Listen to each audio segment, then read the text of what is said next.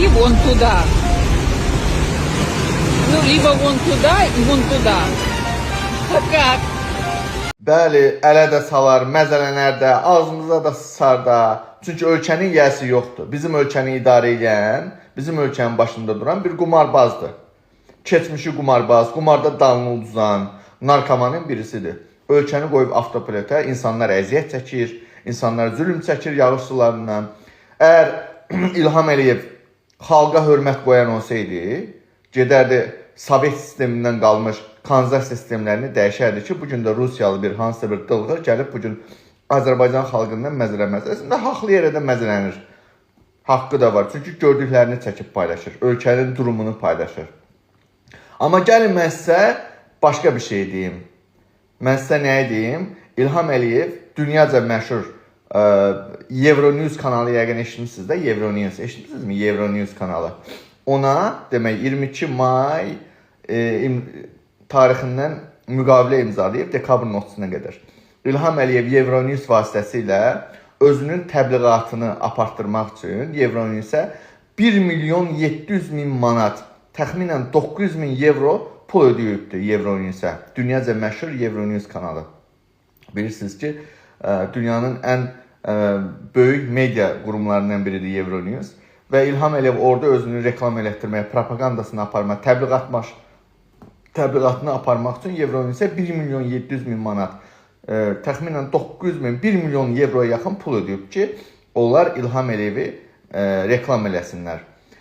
Təbii ki, ayıb olsun Euronewsə ki, ayıb olsun ki, əli qana batmış bir diktator, xalqına zülm eləyən, xalqına deyirəm, yəni Azərbaycanlılara, o Azərbaycan xalqından deyil, ayıb olsun Euronewsə ki, bir qatil diktatoru durub təbliğ eləyəcək rüşvət qarşılığında. Təbii ki, belə media qurumları, yəni gəlir yerləri kəsildikdən sonra təbii ki, bunların son çarə ümid yeri olaraq İlham Əliyev kimi diktatorların götünü yalamaqla məşğul olacaqlar.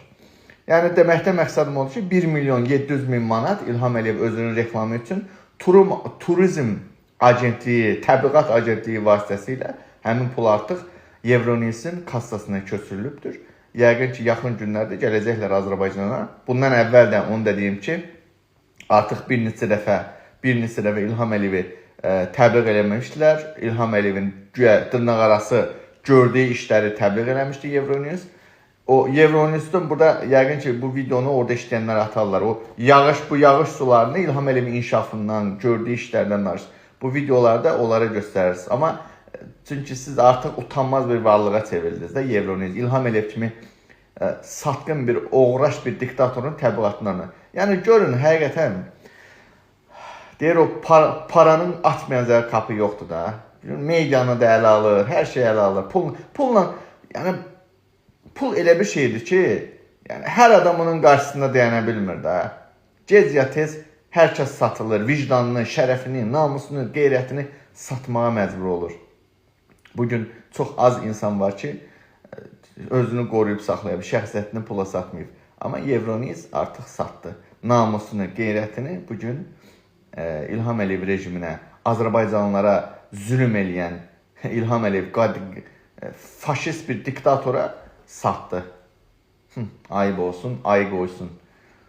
Yəni deməyəm budur ki, yenə də qayıdıram videonun başına ki, Rusiyalı bloger, digərlər də haqlıdırlar da, ələ salırlar da. Çünki siz Azərbaycan xalqı özünüzə hörmət eləsəydiniz, bir xalq olaraq ayağa qalxardınız, İlham Əliyevə sual verərsiniz ki, bu kanalizasiya sistemləri niyə dəyişilmir, niyə hər dəfə yağış yağanda biz zülm çəkməliyik, hə?